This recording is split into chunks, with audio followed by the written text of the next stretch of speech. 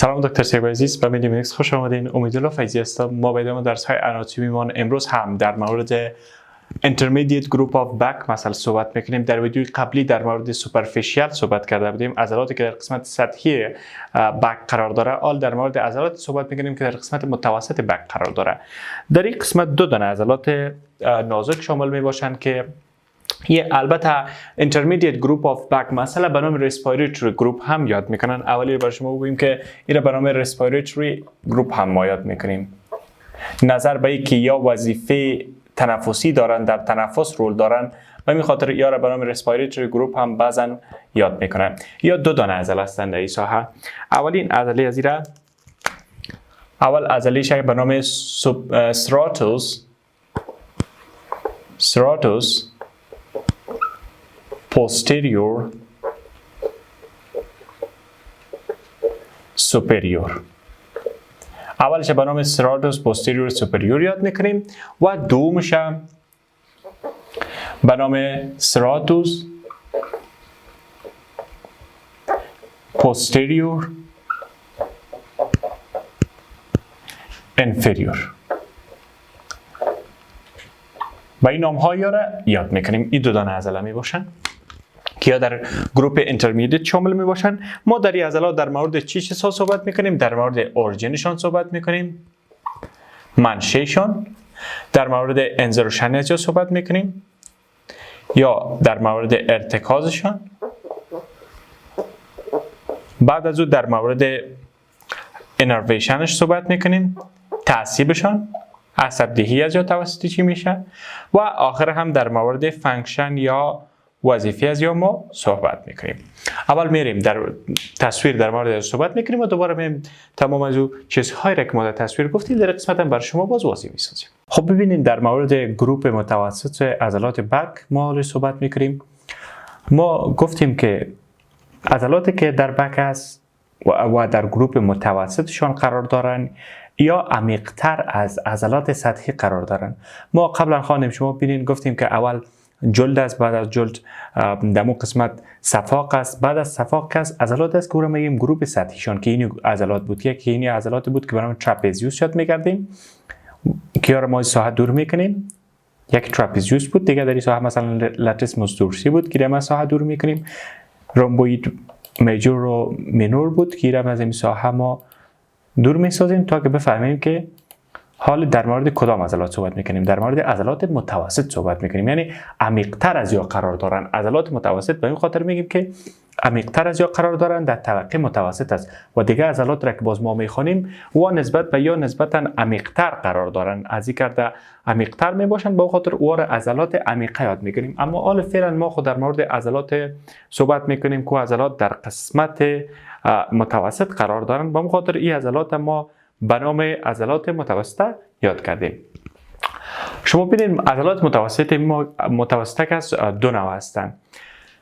یکیش اینی است که به نام stratus posterior superior یاد میکنیم، به خاطر که در قسمت علوی قرار داره، به این خاطر به نام stratus posterior superior یاد میکنیم. و دیگه شما ببینید در این قسمت قرار داره، این را به نام stratus posterior inferior یاد میکنیم. سراتوس که از نام عضله است، پوستریور یعنی در قسمت خلف قرار داره و سوپریور و ایمانا که در قسمت علوی قرار داره، یعنی بلند قرار داره. باز هم سراتوس پوستریور انفیریور، به خاطر از انفیریور میگیم که در قسمت سفلی قرار داره، یعنی پایین‌تر قرار داره. و یا چند دانه بودن؟ اینمی دو دانه هستند. حالا در مورد هر دوی از ما صحبت میکنیم که از کجاها منشأ میگیرن و در کجا هم ارتکاز میکنن. شما ببینید اول در مورد عضله stratus posterior superior ما صحبت میکنم. شما ببینید این عضله رو بر شما نزدیک میسازم. این عضله رو ما به نام stratus posterior superior یاد میکنیم. این عضلاتی که است که در دو طرف قرار دارن. این عضلات به هر دو طرف قرار دارن و در مجموع شما ببینید 4 دانه هستن، کوچک کوچک به شکل 4 دانه می باشن که در این دو طرف قرار دارن که یا ما به نام stratus posterior سوپریور یاد کردیم. ببینید در مورد اورجینشان ما یا منشأشان صحبت میکنیم. اول اینی لگامنتی که در این ساحه قرار داشت، این لگامنت ما به نام چی یاد میکردیم؟ لگامنتوم نوکی یا نوکال لگامنت در این قسمت است. ببینید یک منشأ از قسمت است، یعنی از قسمت لگامنتوم نوکی هم منشأ گرفتن. امی قسم عضله که به نام سراتوس پوستیریور سوپریور یادش کردیم، از این قسمت منشأ گرفتن. یک دوم از قسمت، البته از لور پورشنش یا از همون قسمت پایینیش. دوم از قسمت سپاینوس پروسس فقرات C7 که این فقره C7 است، فقره T1 T2 و T3 که این آخریش است که T3 است. از این اسپاینوس پروسس ها هم منشأ گرفتن.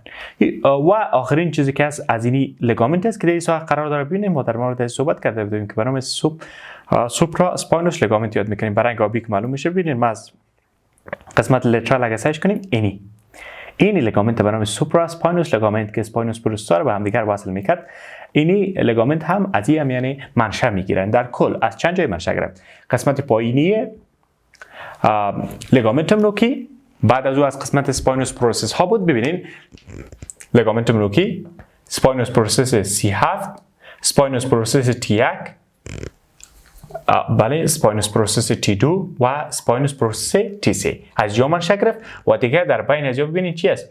سوپرا اسپاینوس لگامنت هاست. از سوپرا اسپاینوس لگامنت که در این ساحه قرار داره از این منشأ گرفت. در کل منشأ از این ساحات می باشه. حال در مورد انزرشن از صحبت میکنیم. پس منشأ که از جا گرفتن در کجا ارتکاز میکنن؟ ببینین ارتکاز از در قسمت قبرقه های ما می باشه یا در قسمت عضلات ما می باشه. من این دو دانه عضله را از این ساحه دور میکنم. این عضله مربوط اینترمدییت نیست، مربوط سوپرفیشیال است که ما قبلا خواندیم لواتور اسکاپولاس اون واس. ما از ساحه رو دور میکنم و این استخوان هم ساحه دور میکنیم تا بهتر ببینیم که در کجا ارتکاز میکنن. شما ببینید ارتکاز از یا در این ساحه صورت میگیره، در این ساحه در قسمت قبرقه های ما. ارتکازشان که است در قسمت قبرقه ها، در قسمت لو اپر باردرشان، در قسمت اپر باردر قبرقه های 2 تا 5 صورت میگیره. این به چی مونا؟ شما ببینید من بر شما نشان میتونم در این قسمت. قبرقه ها که از دو پارت داره، یکی لور باردر است و دیگه اپر باردر است. خب این قسمت شما ببینید قبرقه را شما ببینید این یک قبرقه است. قسمت بالای قبرقه را اینی را میگیم اپر باردر یا کناری بالاییش یا علویش و لور باردر یا کناری پایینیش. پس اینی عضلاتی که هستن از اون ساحه که منشأ گرفتن دوباره پس میان در کجا ارتکاز میکنن؟ در قسمت اپر باردر. اینی رو میگیم اپر باردر. خب در قسمت اپر باردر عضلای دوم، در قسمت اینی زل دوم است، درست؟ زل سوم، زل چهارم و زل پنجم. در قسمت اپر باردر اینی عضلاها ارتکاز میکنن در این قسمت. در قبرقه دوم ما، سوم ما و چهارم ما در این قسمت ها ارتکاز میکنن و وظیفه‌شون است که باعث از این میشن که قبرقه را بلند کنن، یعنی در بلند کردن قبرقه ها رول دارن. ببینید عالم در مورد سراتوس پوستیریور انفریور ما صحبت میکنیم. سراتوس پوستیریور انفریور که است در قسمت پایینتر از سراتوس پوستیریور سوپریور قرار داره و همچنان در این قسمت در یکی از در زیر اما عضله دیگه که ما به نام لاتیسموس دورسی در سوپرفیشیال خوانده بودیم در زیر از او قرار داره. او قبلی که ما خواندیم سراتوس پوستیریور سوپریور که است در قسمت رومبوید مسلز و ماینور و میجور در پایینتر از او قرار دارن. خب در مورد از یک ما صحبت کنیم. شما ببینید منشأ از یا که هستن از قسمت فقره T11 شروع میشه، یعنی از اسپاینوس پروسس فقره T11 که در این ساحه قرار داره از این شروع میشه و اول قسم تا به لومبار سوم، یعنی لومبار سوم است که در این قسمت قرار داره. پس اسپاینوس پروسس فقره چندم است؟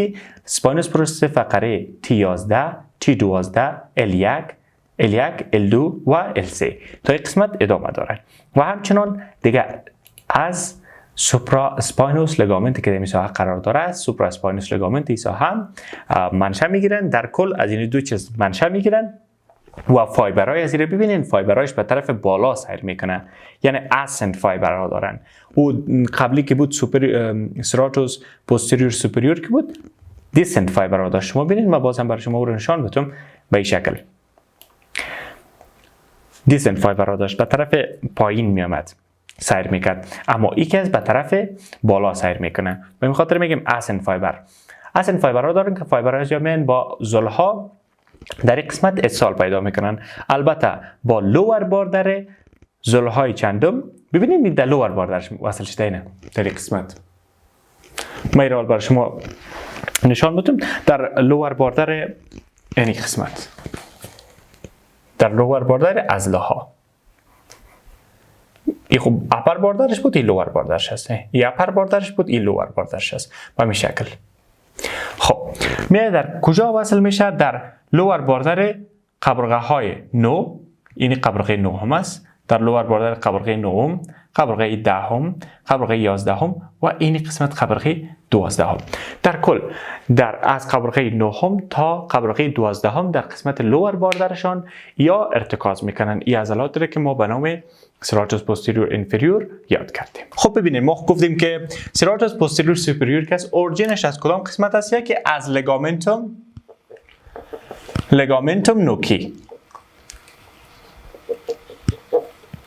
نوکی.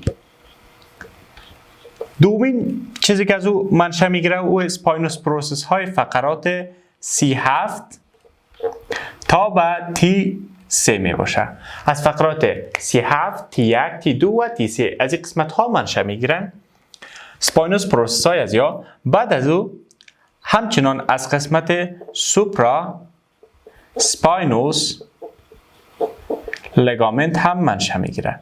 از قسمت سوپرا اسپاینوس لگامنتی که در امی ساحه فقرات 37 تا T3 قرار داره از قسمت یا منشأ میگیرن. و انزرشن یا ارتکازشان در کدام قسمت میشه؟ انزرشن یا ارتکاز از جا که است در قسمت بر شما نشون میکنم که انزرشنش در ربس، در قسمت ربس یا قبرقه های T2 تا به T5 صورت میگیره. T2 تا T5 زل یا قبرقه های T2 میبخشین زل یا قبرقه های 2 تا 5 تی نمیه 2 تا 5 یعنی دوم، سوم، چهارم و پنجم در قسمت. و انرویشنش که است؟ انرویشنش هم توسط عصب T2 تا T5 صورت میگیره. T2 تا T5 نروز یا سپاینال نروز بگوییم. خب در است سپاینال نروز یا عصب های سپاینال یا نخاع شوکی. و فانکشن یا وظیفه از یا چیز وظیفه‌اش است که الیویت میکنن یا بالا میکنن، به قسم بلندش میکنن قبرقه های ما را، قبرقه های 2 تا 5 یا را به طرف بالا در هنگام تنفس بلند میکنن.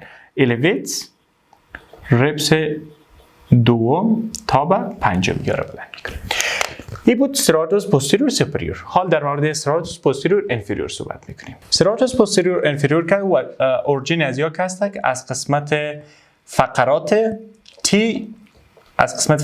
T 11 یعنی توراسیک 11 تا به قسمت لومبار 3 اورجینشان از این قسمت ها می باشه و همچنان از اسپاینوس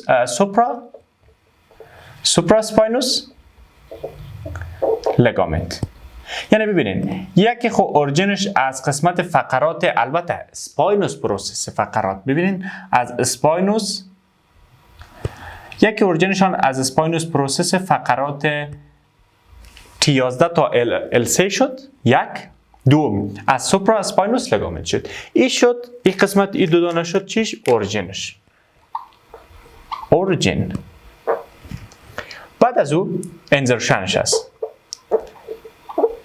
انزرشن یا در کدام قسمت یا ارتکاز میکنن. ارتکاز از یا که از بالای ربس، در ربس 9 تا بر ربس 12 می باشه. البته در لور باردرش، لور باردر، در قسمت لور باردر ربس 9 تا 12 در این قسمت یا ارتکاز میکنن. و بعد از او انرویشنش یا عصب دهیش توسط کدام عصب ها میشه؟ توسط عصب T9 تا T12.